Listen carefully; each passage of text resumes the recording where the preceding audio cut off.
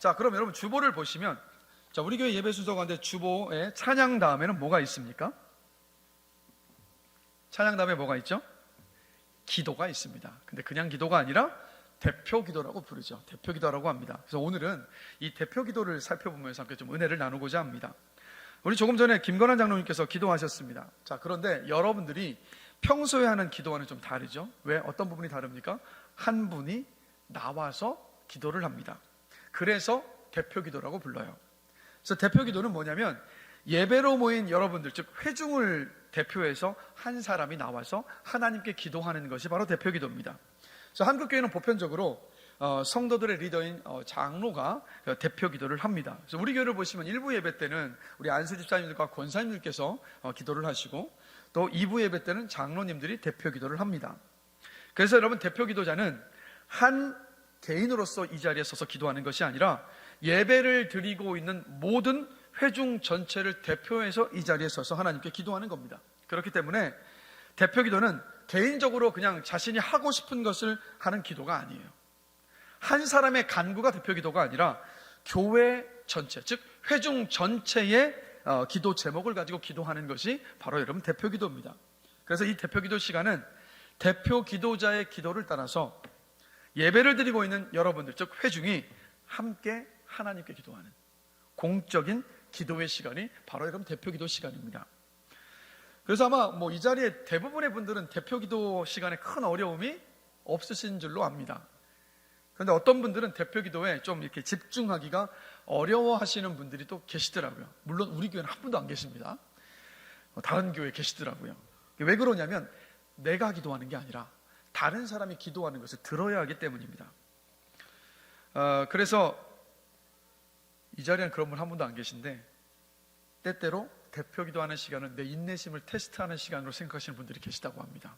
아니면 그 기도 시간을 조금 육신의 피곤함을 눈을 감고 눈치 보지 않고 잠깐 피로를 덜 수 있는 시간으로 또 그렇게 여기시는 분들도 계시다고 해요. 그래서 여러분, 말씀을 준비하면서 보니까 한 목사님은요, 학창시절 대표 기도 시간만 되면 마음속에 이렇게 하나님께 계속 이렇게 쏟아놓았답니다. 왜 눈을 감고 하나님 저를 졸리게 만드십니까? 하나님 말씀을 듣기 전에 왜 저에게 이런 시험을 주시나이까? 라고 그렇게 마음을 토로했다라는 겁니다. 자, 여러분, 제가 지금 드렸던 이런 일들이 대표 기도 시간에 왜 생길까요? 이런 일들이 왜 일어나는 걸까요, 여러분? 그 이유는 단순합니다. 공적 기도인 예배 속에서 이 대표 기도가 얼마나 중요한 것인지를 모르면 여러분, 이런 일이 생기는 거예요. 그러나 대표 기도의 시간이 얼마나 예배 가운데 중요한 시간인가를 안다면 그 시간을 결코 이렇게 놓쳐버릴 수 없다는 겁니다. 자, 여러분, 히브리서 11장 6절 말씀 함께 보시겠습니다. 우리 다 같이 읽겠습니다. 믿음이 없이는 하나님을 기쁘시게 하지 못하나니 하나님께 나아가는 자는 반드시 그가 계신 것과 또한 그가 자기를 찾는 자들에게 상 주시는 이심을 믿어야 할지니라. 아멘. 자, 이 말씀을 보시면 하나님께서 계시다는 것을 믿고 하나님께 나아가는 사람들에게는 하나님께서 항상 상을 주신다고 분명히 말씀하고 계십니다. 이게 어떤 상일까요, 여러분? 하나님께 나아가는 자에게 반드시 주시는 상이 어떤 상일까요, 여러분? 하나님을 만나는 상입니다. 이 상을 약속하고 계신 거예요. 자, 잠언 8장 17절 말씀 또 보겠습니다. 같이 읽습니다. 나를 사랑하는 자들이 나의 사랑을 입으며 나를 간절히 찾는 자가 나를 만날 것이니라. 자, 하나님을 만나는 사람은 누구냐면 하나님을 만나기를 정말 갈망하는 사람을 하나님은 찾아오셔서 그 사람을 만나 주십니다. 자, 그러면 하나님을 만남을 알고 하나님께서 하나님을 만나는 그 상을 주시는 것을 알고 하나님께 나아가는 시간, 하나님을 간절히 만나기를 원하는 마음을 가지고 하나님께 오는 시간, 하나님을 그 찾는 시간이 어떤 시간입니까? 바로 예배 시간이에요. 우리 예배 왜 옵니까? 하나님 만나려고 오는 거잖아요. 이게 바로 예배 시간인데, 그래서 여러분, 하나님은 우리가 예배할 때 하나님 이 예배 가운데 우리를 만나 주십니다. 자, 그런데 문제가 한 가지가 있어요. 왜? 어떤 문제냐면 하나님은 영이시거든요. 하나님은 영이시기 때문에 우리 눈에 볼 수가 없습니다. 하나님 보신 분 계십니까? 하나님 보신 분 계세요? 만나신 분은 계셔도 보신 분은 한 분도 계시지 않으실 겁니다. 하나님은 영이시기 때문에 우리가 눈으로 볼 수가 없어요. 자, 그렇다면 우리가 영이신 하나님을 어떻게 하나님을 예배해야 하고 그리고 어떻게 예배에서 하나님을 만나고 교제할 수 있습니까? 자, 요한복음 4장 24절 한번 보실까요? 예수님께서 이렇게 말씀하십니다. 같이 읽겠습니다. 하나님은 영이시니 예배하는 자가 영과 진리로 예배할지니라. 예수님이 이 말씀을 왜 하셨냐면, 우리가 예배에서 영이신 하나님, 우리 눈에 보이지 않는 하나님을 어떻게 만나고 교제할 수 있는지를 가르쳐 주시기 위해서 이 말씀을 하셨던 겁니다. 그래서 여러분, 성경을 보면요, 구약 성경 속의 신앙의 선배들이 되었든 아니면 신약 성경 속의 신앙의 선배들이 되었든 이 모두는 다 개인적으로나 혹은 집단적으로 하나님을 만났습니다. 그런데 하나님과의 만남이 있는 곳마다 공통점이 있는데, 어떤 공통점이 있냐면 언제나 말씀하시는 하나님이 계셨어요. 자, 예를 들면 예수님께서 태어나실 때 하나님께서 천사를 보내셔서 마리아를 만나 주셨습니다. 그때 그런데 그냥 마리아야 내가 있다 이렇게 마리아를 만나셨던 것이 아니라 천사를 통해서 하나님께서 이런 말씀을 주시죠. 보라, 내가 잉태하여 아들을 낳으리니 그 이름을 예수라 하라. 그가 큰 자가 되고 지극히 높으신 이의 아들이라 일컬어질 것이요 주 하나님께서 그 조상 다윗의 왕위를 그에게 주시리니 라는 말씀을 주셨어요. 하나님의 말씀이 있었습니다. 이 말씀을 전해 들었습니다. 즉 하나님을 만났잖아요. 만나자마자 마리아는 이렇게 반응합니다. 주의 여종이오니 말씀대로 내게 이루어지리이다. 순종으로 반응했어요. 바울은 여러분이 아시는 것처럼 기독교인들과 교회를 핍박하기 위해서 다메섹이라는 도시로 가고 있었습니다. 자, 그런데 그렇게 교회와 성도들을 핍박하기 위해 가고 있었는데 그 다메섹으로 가는 여정 가운데 누가 찾아오십니까? 부활하신 예수님이 찾아오셨어요. 그런데 부활하신 예수님께서 빛 가운데 찾아오셔서 그 바울에게 이렇게 말씀하시죠. 사울아 사울아, 내가 어찌하여 나를 핍박하느냐. 이날 기독교인들과 교회를 핍박하던 바울이 완전히 180도 뒤집혀져서 예수를 전하고 교회를 세우는 사도가 되는, 인생이 뒤집어지는 사건이 일어났습니다. 자, 그러면 바울에게 이렇게 인생이 뒤집어지는 사건이 일어났던 이유가 뭘까요? 예수님께서 찾아오셨던 그 만남 때문이었겠습니까? 아니요. 그것도 영향이 있겠지만 바울에게 이런 일이 일어났던 까닭은 뭐냐면 주님의 말씀이 있었기 때문이었어요. 주님의 말씀이 있었기 때문에. 그래서 여러분, 하나님과의 만남이 있는 곳에는 반드시 하나님의 말씀이 있습니다. 하나님은, 즉 예배 속에서 영이신 하나님은 우리를 어떻게 만나주시냐면 말씀을 통해서 여러분 만나주시는 거예요. 그래서 예수님께서 하나님은 영이시니 예배하는 자가 영과 진리로 예배할지니라 라고 말씀하셨던 겁니다.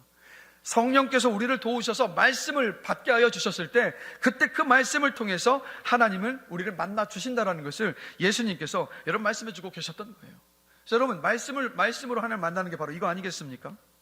설교를 듣는데 내 상황과 처지에 딱 맞는 말씀으로 들려올 때, 또 설교 말씀을 듣는데 그 설교가 내 죄를 돌아보게 하고 회개하는 자리로 이끌어갈 때, 설교가 다시 내 앞에 내일 월요일부터 시작할 그 일상의 삶을 살아갈 용기와 소망을 그 설교가 우리에게 줄 때, 또 정말 풀리지 않고 해석이 되지 않아서 내 인생은 왜 이런 것입니까? 라고 정말 마음속에 고민과 아픔을 가지고 있었는데 설교를 들으면서 그 설교 말씀이 내 인생을 해석할 때, 이때 말씀을 통해서 하나님이 여러분을 만나주시는 겁니다.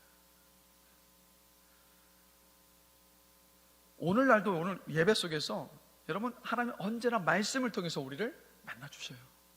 오늘도 여러분들이 예배 속에서 말씀 가운데 하나님을 만나게 되시길 주님의 이름으로 간절히 기도합니다. 자, 이렇게 여러분 말씀으로 하나님을 만날 수 있는데, 근데 우리가 알아야 될 것이 있어요. 기억해야 될 것이 있습니다. 제가 지금 말씀드린 거 한번 귀담아 한번 들어보십시오. 자, 우리가 예배하고 있는 하나님은 삼위일체 하나님이십니다. 성부 하나님, 성자 예수님, 성령 하나님은 한 분이시지만 세 분이십니다. 바로 이 삼위일체 하나님께서 온 우주 만물을 말씀으로 창조하셨습니다. 그리고 하나님의 아들이신 예수님은 성령으로 잉태되셔서 처녀인 마리아의 몸을 통해서 이 땅에 오셨습니다. 그리고 인류의 모든 죄를 다 짊어지시고 십자가 위에서 죽으셨습니다. 그러나 죽음 가운데 머물러 계시지 않고 그 죽음에서 3일 만에 부활하셨습니다. 그리고 예수를 믿고 구원받은 사람에게는 우리 삼위일체 하나님께서 천국을 선물로 약속하여 주셨습니다. 또 예수 믿지 않는 이들에게는 지옥이 약속되어 있습니다. 그리고 지금 부활하셔서 하늘로 오르셔서 하나님 우편에 앉아 계신 예수님은 장차 이 땅에 다시 오셔서 영원한 하나님의 나라를 이곳에서 완성하실 것입니다. 자, 여러분, 지금 제가 말씀드린 이것이 기독교의 핵심 진리입니다. 자, 이 모든 진리의 말씀들을 믿으십니까? 여러분, 근데 이 진리를 지금 믿으신다고 아멘 하셨는데 믿고 싶으셔서 믿으셨습니까? 믿기로 여러분이 마음에 결심을 하셨기 때문에 믿으신 겁니까? 그런 분 한 분도 안 계세요. 한 분도 안 계시더라고요. 이 자리에 믿고 싶어서 믿고 있는 분도, 믿기로 내가 결단을 했기 때문에 믿은 분 한 분도 계시지 않아요.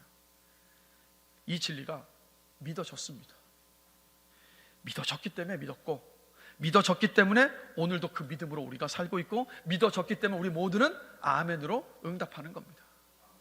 즉, 그러면 이 삼위일체 하나님과 하나님께서 우리에게 보여주셨던, 가르쳐주셨던 이 진리의 말씀이 우리에게 도대체 어떻게 믿어졌을까요, 여러분? 요한복음 16장 13절과 14절 말씀 우리 함께 보시겠습니다. 같이 읽겠습니다.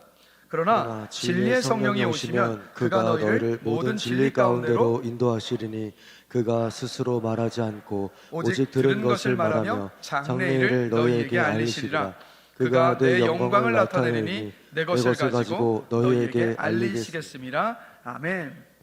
성령님에 대한 말씀인데, 성령님의 또 다른 이름이 뭐냐면 진리의 영이십니다. 그러니까 성령님은 이 말씀을 통해서 우리를 모든 진리 가운데로 인도하시는 분이세요. 즉, 성령님이 삼위일체 하나님과 하나님께서 기록하시고 우리에게 주신 성경 말씀을 믿고 이해하고 받아들이게 하십니다. 성령님이 아니면 우리는 하나님을 알 수도 없고 하나님을 믿을 수도 없습니다. 성령님이 아니고서는 예수 그리스도를 믿을 수 없습니다. 성령님께서 아니고서는, 성령님이 아니고서는 성경 말씀을 아무리 읽어도 그 말씀을 깨달을 수 없고 믿을 수 없습니다. 성령님께서 말씀을 듣게 하시고 성령님께서 우리를 말씀을 믿게 하십니다. 성령님께서 예배하는 시간에 말씀을 통해서 하나님을 만나게 하세요. 이분이 바로 성령님이십니다. 그렇기 때문에 주일 예배에 와서 말씀이 들리고 깨달아지고 우리의 삶에 적용이 되도록 함께 기도해야 돼요. 이 기도가 바로 뭐냐면 대표기도입니다. 이게 바로 대표기도예요. 대표기도의 핵심은 뭔지 아십니까? 바로 말씀을 위한 기도, 말씀 사역입니다. 예배에서 대표기도가 중요한 이유는 뭐냐면 바로 말씀 사역을 위한 기도이기 때문에 대표기도가 그렇게도 중요한 거예요.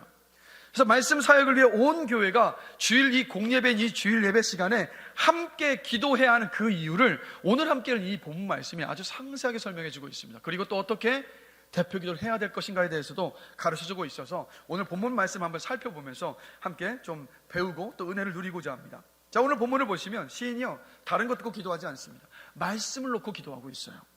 그래서 시인이 이 기도를 하는데 25절을 보시면 이렇게 기도를 시작합니다. 내 영혼이 진토에 붙었사오니 라고 기도해요.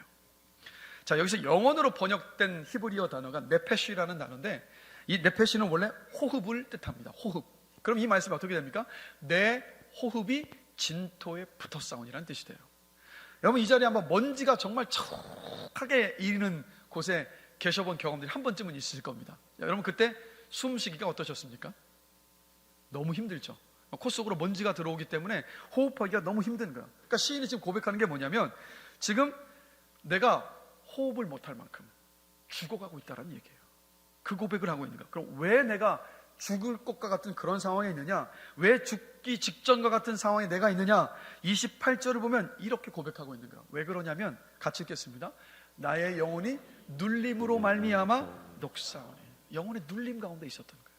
그러니까 육신은 살아있는데 영혼의 기쁨이 없고 영혼이 막 눌려 있으니까 죽을 것만 같았던 거예요. 영혼이 왜 눌렸습니까? 근심과 괴로움과 염려와 두려움과 슬픔에 짓눌려 있어서 그 심령 안에 그 기쁨이 하나도 없었다는 얘기예요. 평안함이 하나도 없었다는 말이에요. 왜 이렇게 시인이 눌려 있었을까요? 왜 이렇게 죽을 것처럼 시인이 이렇게 괴로워하고 있을까? 사실 가만히 생각해 보면 이 시인의 고백과 시인의 모습은요, 우리들의 모습이기도 합니다. 저는요, 우리 모두가 다 이 주일날마다 예배 자리에 올 때 폐잔병 같은 모습으로 오지 않았으면 좋겠어요.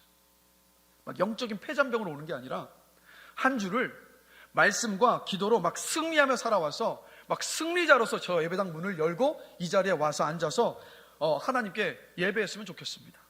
회개의 기도도 해야 하는 것이 맞지만 승리하게 하신 하나님을 향한 감사와 감격과 기쁨과 이 간증으로 가득한 어떤 그런 예배가 되기를 전 주님의 이름으로 간절히 기도합니다.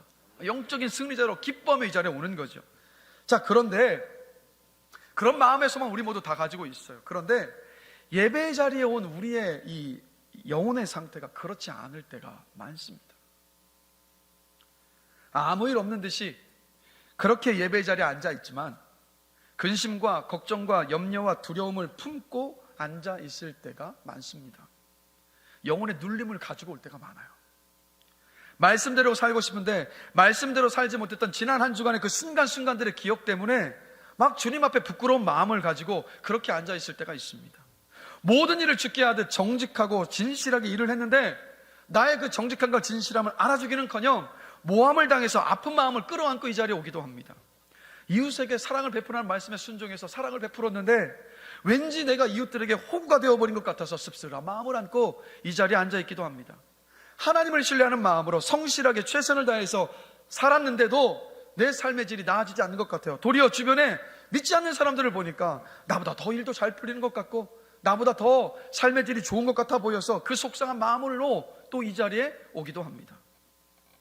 성공과 실패는 하나님의 기준이 아니라 세상의 기준이라는 것을 알아요. 그런데 세상 속에서 살다 보니까 그 세상의 기준 때문에 내 인생을 비하하게 되기도 하고 그 기준에 부합하지 못한 나 자신을 보면서 힘들고 속상하고 아픈 마음을 끌어안고 이 자리에 와서 앉기도 합니다. 이게 우리의 모습일 때가 많지 않습니까? 이런 아프고 상실한 마음을 가진 시인이 기도하고 있는 거예요. 주의 말씀대로 나를 살아나게 하소서. 주의 말씀대로 나를 살아나게 하소서. 무슨 말입니까? 주님, 내 영혼이 이렇게 짓눌려 있는데 죽을 것만 같은데 말씀으로 나를 회복시켜 주시옵소서. 말씀으로 내 심령을 살려 주시옵소서라고 시인이 여러분 기도하고 있는 거예요. 여러분, 말씀 사역을 위해서 온 교회가 공예배 시간에 함께 기도해야 하는 이유가 뭐냐면 세상 속에서 살면서 죽어가던 우리 영혼이 살아나려면 하나님의 말씀을 듣는 것 외에 다른 답이 없기 때문입니다. 삶을 살아낼 용기와 소망이 생겨나는 데는 하나님의 말씀을 듣는 것 외에는 다른 답이 없기 때문입니다. 말씀을 들으면서 그 말씀으로 내 인생이 해석될 때만이 우리가 다시 살아나기 때문입니다. 말씀으로 하나님께서 나를 얼마나 사랑하시는가 예배 속에서 말씀을 통해서 그것이 확인될 때 우리가 다시 힘을 내서 소망과 용기를 가지고 삶을 살아낼 수 있기 때문입니다.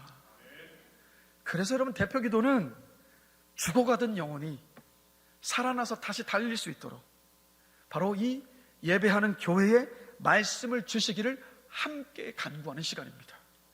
대표 기도에 대해 기도를 단지 눈 감고 듣는 시간이 아니라 대표 기도자의 그 기도에 나의 마음을 담아서 말씀을 주시기를 우리 모두가 다 한 마음으로 기도하는 시간, 바로 그 시간이 여러분 대표 기도 시간입니다. 그렇기 때문에 예배에서 대표 기도 시간이 그렇게도 중요한 거예요. 이걸 알면 대표 기도 시간에 졸 수도 없고 대표 기도 시간에 그건 대표 기도하신 분의 기도이고 내 기도가 아닙니다라고 그냥 그 시간에 방관하지 않아요. 함께 마음을 담아서 말씀의 은혜를 사모하면서 기도할 수밖에 없습니다. 자, 그렇다면 우리는 어떻게 대표 기도를 해야 될까요? 혹시 이 질문 앞에 저는 목사님 대표 기도할 기회가 없을 것 같아요. 아니요, 천만에요. 여러분들도 대표 기도할 자리가 반드시 옵니다. 여러분들 언젠가 분명히 대표 기도에 서시게 되실 것이고, 그리고 무엇보다도 대표 기도는요, 대표 기도하는 분의 기도만이 아니라 바로 우리가 모두 함께 마음을 모아서 하나님께 드리는 기도이기 때문에 대표 기도는 우리 모두에게 중요합니다. 그래서 어떻게 대표 기도를 해야 될 것인가, 대표 기도의 그 내용이 무엇인가를 세 가지를 함께 나누면서 은혜를 나누고자 합니다. 첫 번째, 설교자를 위해서 기도합니다. 자, 26절을 함께 보실까요? 같이 읽겠습니다. 내가 나의 행위를 아뢰매 주께서 내게 응답하셨사오니 주의 윤례들을 내게 가르치소서. 자, 시인이 지금 어떻게 기도하고 있습니까? 하나님께, 하나님 저에게 말씀을 가르쳐 주시옵소서라고 기도하고 있어요. 근데 여러분, 여러분도 이런 기도를 하실 때가 많으실 텐데, 근데 여러분, 하나님은 직통계시로 우리를 가르치지 않으십니다. 예를 들면 이거예요.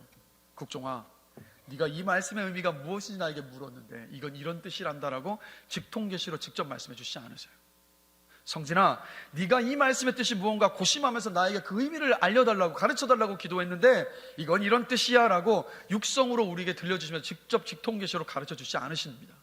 하나님 어떻게 우리에게 말씀을 가르치실까요?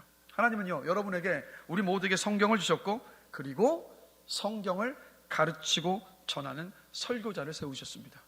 하나님은 예나 지금이나 설교자를 통해서 말씀하시고 설교자를 통해서 말씀을 가르쳐 주십니다. 자, 그런데 문제가 있어요. 말씀을 가르치는 저와 같은 설교자가 불완전하다라는 거. 불완전하다라는 거. 어느 누구든 이 세상의 모든 설교자는요, 완전하지 않습니다. 허물이 많고 연약합니다. 100% 여러분의 마음에 드는 설교자는 있을 수가 없습니다. 성경 해석이 미숙하든, 인격이 좀 미숙하든, 아니면 설교를 전하는 어떤 딜리버리가 약하든, 모든 설교자에겐 여러분 한계가 있습니다. 약점을 다 가지고 있어요. 예를 들면 저 같은 경우는요, 설교할 때 말이 좀 빠른 편입니다. 그래서 좀 말을 좀 천천히 했으면 좋겠다는 이야기를 듣습니다. 아니면 설교를 할 때 좀 이렇게 온화하게 미소를 지으면서 설교를 좀 전했으면 좋겠다는 이야기도 종종 듣습니다. 그래서 여기 내려오기 전에 제 서재 거울을 보면서 머릿속에 이미지 트레이닝을 합니다. 미소를 짓는 연습을 해요. 항상 이렇게 하고, 하나님 오늘도 이렇게 미소 지으면서 말씀을 전할 수 있도록 저를 좀 도와주십시오. 그 다음에 하나님도 말이 빠르지 않고 또박또박 천천히 성도들 귀에 쏙쏙 들어갈 수 있는 적당한 속도로 말씀을 전할 수 있도록 성령님처럼 저를 도와주십시오. 기도하고 내려와서 저 자리에 앉아서 똑같이 올라오기 전에 또 기도합니다. 왜요? 완전하지 않기 때문에, 연약하기 때문에, 부족한 점이 있기 때문이에요. 그래서 사도 바울도 이렇게 말합니다. 고린도전서 2장 1절과 4절인데요, 같이 한 목소리 한번 읽어보겠습니다. 형제들아, 내가 너희에게 나아가 하나님의 증거를 전할 때 말과 지혜의 아름다운 것으로 하지 아니하였나니, 내 말과 내 전도함이 설득력 있는 지혜의 말로 하지 아니하고 다만 성령의 나타나심과 능력으로 하여라고 고백해요. 무슨 말입니까? 바울은요, 설교할 때 자신의 뛰어난 어떤 언변이나 자기의 지혜, 지식, 어떤 노력과 열심으로 했던 것이 아니에요. 그렇다고 해서 이게 말씀을 준비하는 최선을 다하지 않았다는 뜻이 아니에요. 최선을 다했지만 그러나 그것을 붙잡았던 것이 아니라, 바울은 뭐라고 말합니까? 성령님을 의지했다. 성령님을 의지해서 성령님의 능력을 구하고 그 능력으로 말씀을 전했다라고 고백하고 있습니다. 그래서 여러분, 성령님께서 설교자를 붙잡아 주시고 설교할 때 함께 하시면요, 평범한 설교라도 앉아 계시는 여러분들의 심령을 찔러서 내 자신의 삶을 돌아보고 회개하게 합니다. 성령께서 설교자와 함께 하시면 세상의 가치관이나 욕망을 덜어내고 은혜로 충만케 합니다. 상처와 고난으로 억눌려 있던 그 심령을요, 자유케 하고 평안함과 기쁨으로 채워줍니다. 염려와 걱정을 소망으로, 두려움을 평안함으로 변화시킵니다. 말씀을 붙잡고 이 땅을 살아갈 소망과 용기와 담대함을 갖게 해요. 어떨 때요? 성령께서 설교자와 함께 하실 때, 성령께서 설교자를 통해서 말씀을 하실 때 이런 일들이 나타나는 겁니다. 비범한 말이 비범한 능력을 일으키는 것이 아니에요. 평범한 말 속에 성령님의 비범한 능력이 함께 할 때 비범한 이런 영적인 역사가 일어납니다. 그렇기 때문에 대표 기도할 때마다 설교자가 성령에 사로잡혀서 그 말씀을 전할 수 있도록 기도해야 되는 거예요. 원고를 의지하는 것이 아니라 성령님을 의지하여서 원고에서 자유화해서 성령께 사로잡혀서 마치 춤을 추듯이, 마치 일렁이는 파도를 타는 것처럼 그렇게 자유하면서 설교할 수 있도록 여러분, 설교자를 위해서 기도해야 되는 겁니다. 그럴 때 설교자는 정말 성령에 사로잡혀서요, 자유하며 춤추듯이 그렇게 설교할 수 있고, 그 설교가 전해질 때 여러분들이 그 설교를 통해서 하나님을 만나는 겁니다. 그래서 설교자를 위한 이 기도는요, 사실 설교자를 위한 기도일 수도 있겠지만 더 나아가면 여러분 자신을 위한 기도이기도 합니다. 그래서 여러분, 대표 기도할 때마다 잊지 마십시오. 설교자를 위한 기도가 반드시 있어야 돼요. 둘째, 어떻게 기도해야 되느냐? 말씀이 들리고 깨달아지도록 기도합니다. 아무리 훌륭한 설교여도, 아무리 위대한 설교자가 이 강단에 서 있다 할지라도요, 청중인 여러분이 듣지 않으면 아무 소용 없습니다. 설교는 잠자는 영혼을 깨우는 것이 설교지 잠자는 육체를 깨우는 게 설교가 아닙니다. 설교는 귀 있는 자에게 선포되는 말씀이지 귀를 막고 있는 사람의 귀를 열 수 없어요. 그래서 가만히 한번 제가 말씀을 주면 생각을 해봤어요. 주일 예배에서 그러니까 여러분들이 말씀이 들리지 않게 만들 수많은 이유가 있더라고요. 이런 경우들이에요. 예배 오기 전에 배우자 혹은 자녀와 다툼이 있으면 그 좋지 않은 상한 감정 때문에 말씀이 들리질 않아요. 토요일 밤에 어젯밤에 너무 늦게까지 불토를 보내다가 육신이 피곤해버리면 말씀을 듣고자 하는 마음은 있어도 말씀이 들리질 않아요. 육신의 피곤함 때문에. 예배당이 너무 덥거나 또 너무 추우면 또 그 온도 때문에, 온도의 불편함 때문에 말씀이 들리지 않기도 합니다. 이전에 몰랐던 새로운 어떤 해석의 그런 말씀이면 귀를 쫑긋 세우고 듣지만, 그런데 조금 설교가 시작되자마자 이거 아는 말씀이네 하는 마음이 딱 드는 순간부터 말씀이 들리질 않습니다. 내가 가지고 있는 신념에 부합되는 말씀이라면 아멘하고 그 말씀을 듣지만, 내 신념에 부합하지 않은 말씀이면 그 말씀이 들리질 않습니다. 또 설교자를 신뢰하지 않거나 아니면 설교자에게 좋지 않은 감정을 가지고 있으면 그 말씀이 들리지를 않습니다. 또 그리고요, 어떤 교회 성도들은요, 이런 마음으로 설교를 듣는데요, 어디 오늘 설교 얼마나 잘하나 한번 볼까? 하여튼 조금이라도 틀리기만 해봐. 저 얘와 진짜인지 아닌지 내가 바로 핸드폰으로 확인한다. 이런 마음으로 듣는데요, 뭡니까? 설교의 비판자, 설교의 평가자가 되는 거예요. 근데 여러분, 설교의 평가자 혹은 설교의 비판자가 되면요, 말씀이 안 들립니다. 설교의 평가자, 설교의 비판자가 되면 설교자에게도, 그리고 설교를 듣는 본인에게도 교회 전체에 아무런 유익이 되질 않아요. 여러분, 이것 외에도 설교가 들리지 않은 수많은 이유들 많습니다. 누가복음 8장에 보면 예수님께서 씨가 뿌려진 밭의 비유를 말씀하세요. 이 비유에서 여러분 잘 아시는 것처럼 좋은 땅요, 좋은 땅을 뭐라고 말씀하시냐면, 좋은 땅은 말씀의 씨앗이 풍성하게 열매를 맺는 땅이다라고 말씀하세요. 무슨 말입니까? 말씀을 들었으면 그 말씀의 삶에서 풍성한 열매로 맺혀지는, 정말 말씀대로 살아가는 삶에 놀라운 변화가 일어나는 것이 바로 좋은 땅일 때라고 말씀하고 계시는 거예요. 그런데 예수님께서 하시는 말씀이 좋은 땅에서 열매를 맺는 사람이 되려면 이렇게 해야 한다고 말씀하세요. 누가복음 8장 15절 같이 읽겠습니다. 착하고 좋은 마음으로 말씀을 듣고. 그러니까 착하고 좋은 마음으로 말씀을 들어야 그 말씀이 마음속에 뿌려지고 그 말씀이 열매를 맺는다는 말씀이요. 이 말이 뭐냐면, 말씀을 바르고 착한 마음으로, 즉 겸손하고 온유한 마음으로 들을 때, 그럴 때 그 말씀이 나에게 유익이 된다는 거죠. 그래서 기도할 때마다, 그러니까 대표 기도할 때마다 우리가 기도해야 되는 것은 뭐냐? 대표 기도가 항상 말씀 전에 있잖아요. 그렇기 때문에 기도할 때마다 착하고 좋은 마음으로, 겸손과 온유한 마음으로 하나님 아버지 말씀을 듣게 하여 주시옵소서, 그 말씀이 들리게 하여 주시옵소서라고 기도해야 되는 거예요.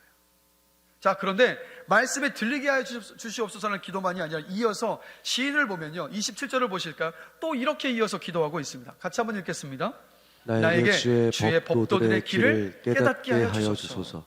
뭡니까? 시인은 먼저 말씀이 들리게 하여 달라고 기도한 후에 들리는 그 말씀을 어떻게 해달라고요? 깨닫게 하여 달라고 기도하고 있어요. 여러분, 그래서 설교자만 성령의 도움이 필요한 게 아닙니다. 말씀을 듣는 여러분들도 성령님의 도움이 필요한 거예요. 그 말씀을 깨달을 때요. 여러분, 그 도울 김용옥 교수들 아시죠? 도울 김용옥 교수 같은 경우는 요한복음을 강해를 할 만큼 성경을 정말 많이 연구했고 성경 지식이 풍부한 분입니다. 자, 그런데 아이러니하게도요, 다른 사람들에게 요한복음의 지식이 너무 많아서 그걸 잘 열심히 공부를 해서 가르칠 수 있는 사람인데, 아이러니한 것은 그는 예수를 믿지 않아요. 하나님도 믿지 않습니다. 뭐냐면 그분의 성경 연구와 지식이요, 하나님을 알고 예수를 알고 믿는 믿음의 자리에까지 이르게 하지 못했던 거예요. 성경을 학문으로 지식으로는 알았지만 그 성경 말씀이 그 영혼을 살리는 생명의 말씀이 되지는 못했던 겁니다. 왜 이런 일이 벌어졌을까요, 여러분? 그 이유가 뭘까요? 이걸 아셔야 돼요. 하나님의 말씀을 이해하는 것은요, 우리 머리로 하는 게 아니기 때문입니다. 말씀을 이해하는 우리의 머리로 되는 일이 아니에요. 진리의 영이신 성령님께서 그 말씀을 깨닫게 하실 때 그 말씀을 우리가 이해할 수 있어요. 깨달을 수 있습니다. 그래서 여러분, 베드로후서 1장 21절을 함께 보실까요? 우리 한 목소리 같이 읽겠습니다. 예언은 언제든지 사람의 뜻으로 낸 것이 아니요 오직 성령의 감동하심을 받은 사람들이 하나님께 받아 말한 것임이라. 자, 이 말씀을 보시면 성경의 저자가 누구십니까? 성령님이십니다. 그래서 성경을 보면 성경을 가리켜서 성령의 감동하심으로 기록되었다라고 말씀하고 있어요. 이게 무슨 말이냐면 성경을 쓴 저자들이 많습니다. 40명이 넘습니다. 그런데 그 성경의 저자들, 기계적으로 성령께서 너 이렇게 써라 이게 아니라 그 성경의 저자들이 가지고 있는 경험들과 어떤 지식들, 받았던 은혜, 아니면 성경을 이해했던 것들, 혹은 그들의 어떤 글을 쓰는 문체까지 다 사용하셔서 성령께서 도우셔서 이 성경을 기록하게 하신 거예요. 그래서 성경을 기록한 저자는 누구시냐면 성령님이십니다. 그래서 여러분, 그리고 설교자가 저 같은 설교자가 원고를 작성할 때도 함께 하신 분이 성령님이십니다. 설교를 할 때 설교자의 입술에 함께 하시는 분도 성령님이십니다. 그리고 설교를 듣는 여러분들이 설교가 들리게 하시는 분도 성령님이시고, 들려오는 그 설교의 말씀을 깨닫게 하시고 내 삶에 적용하도록 인도하시는 분도 성령님이십니다. 그래서 설교는 내가 듣고자 하면 들을 수 있는 강의가 아니에요, 여러분. 말씀을 그저 듣는다고 해서 여러분 안에 믿음이 생기는 것도 아닙니다. 설교를 듣는 중에 성령님께서 여러분의 마음 안에, 우리의 마음 안에 믿음의 씨앗을 심어 주셔야 그때서야 비로소 들었던 말씀을 통해서 우리의 믿음이 생겨납니다. 귀가 있다고 해서 다 들을 수 있고 다 깨달을 수 있는 것이 여러분 아니에요. 성령님의 인도하심이 없으면 설교를 제대로 듣고 깨닫고 내 삶 가운데 적용할 수가 없습니다. 그래서 대표 기도로서 기도를 할 때마다 설교 말씀이 들리고 깨달아지게 하여 달라고 성령님의 도움을 우리는 모여서 예배 드릴 때마다 기도해야 하는 거예요. 여러분들이, 그래서 저는요, 이 주일 예배 때마다 설교를 들으실 때마다 성령의 도움을 구하시고 진리의 영이신 성령님께서 여러분의 귀와 마음을 활짝 열어주셔서 어떻게 내 사정과 상황을 아시고 이렇게 말씀을 하실까? 이 말씀, 그래, 내 인생은 이 말씀을 통해서 보니까 이런 거였구나. 여전히 하나님의 손에 내가 붙들려 있는 것이었구나. 하나님께서 여전히 내 인생을 통해서 하나님의 선하신 뜻을 이루어 가실 것이로구나. 여러분, 이런 고백들이 정말 설교를 듣는 이 예배 시간마다 풍성하게 되는 은혜가 있기를 주님의 이름으로 간절히 축원합니다. 그래서 여러분, 성경의 저자이신 성령님께 착하고 좋은 마음으로, 겸손함과 온유한 마음으로 말씀을 듣고 들은 말씀을 깨닫게 하여 달라고 기도하는 것이 바로 주일 공예배의 대표 기도의 핵심입니다. 마지막 세 번째가 있습니다. 같이 읽겠습니다. 말씀대로 살아갈 수 있도록 기도합니다. 여러분, 시인이요, 말씀을 들리게 해주십시오, 말씀을 가르쳐 주십시오, 말씀을 깨닫게 해주시라고 기도하고 난 후에 29절을 보시면 이렇게 기도합니다. 거짓 행위를 내게서 떠나게 하시고. 30절을 같이 읽겠습니다. 내가 성실한 길을 택하고 주의 규례들을 내 앞에 두었나이다. 그러니까 말씀이 들렸고요, 말씀을 깨달았습니다. 그리고 나서 이 시인에게 어떤 결단이 있었냐면 주의 말씀대로 내가 살겠습니다는 결단의 자리까지 왔어요.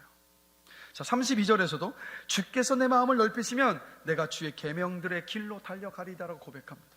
이전까지는 주의 말씀을 몰라서 정말 좁디 좁은 길을 걸어왔던 것처럼 보였어요. 어디로 가야 될지를 몰랐어요. 그런데 성령의 도움을 구하면서 말씀을 듣고 말씀을 깨닫고 나니까 하나님이 이 길로 가는 것이었군요. 그 좁아 보였던 그 길이 말씀 때문에 너무도 분명하고 확실하게 보이니까 넓은 길이 되어버린 거예요. 그러자 고백하는 게 뭡니까? 그 말씀대로 그 계명들의 길로 달려가겠습니다라고 고백하고 있는 거예요. 여러분, 설교를 듣는 일 정말 중요합니다.